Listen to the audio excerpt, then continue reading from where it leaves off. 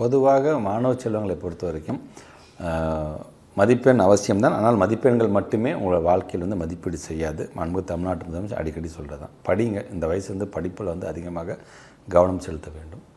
புரிஞ்சு படிங்க. பண்ணிட்டு போய் அதை அப்படியே போய் அதை எழுத வேண்டிய அவசியம் இல்லை. புரிஞ்சுட்டு கான்செப்ட் நல்லா இருந்தால் உங்களுக்கான மார்க் கண்டிப்பாக வரும். பள்ளிக்கூடத்தில் உங்களுக்கு என்ன சொல்லி கொடுத்தாங்களோ அதிலே தான் கேள்வி கேட்கப்படும்.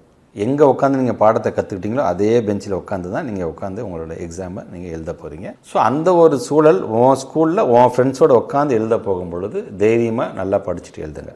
இந்த நாள் உட்காந்து படிச்சுட்டு சாப்பிடாமல் கொள்ளாமல் நான் விடிய படிச்சுட்டு உடம்பை கெடுத்துட்டு அடுத்த நாள் எக்ஸாம் எழுதுகிற நேரத்தில் போய் தூங்குறதெல்லாம் வேணாம். கொஞ்சம் படிச்சுன்னா அது கான்சன்ட்ரேட்டாக ஃபோக்கஸாக படிங்க. நீங்கள் படித்து நீங்கள் எழுதுங்க. நீங்கள் எழுதுவதற்கான மார்க் கண்டிப்பாக புரிதலோடு எழுதக்கூடியது, அப்படியே எல்லாத்தையும் புரிதலோடு எழுதக்கூடியதுக்கான மார்க் கண்டிப்பாக வழங்கும். இருந்தாலும் இன்னொரு கிளாஸ் டெஸ்ட் நீ எழுதுகிற, அவ்வளோதான். அந்த மனப்பான்மையோடு வந்து நீ அதை நல்லபடியாக நீ எழுதிவிட்டு போக வேண்டும் என்பதுதான் என்னுடைய வாழ்த்துக்கள்.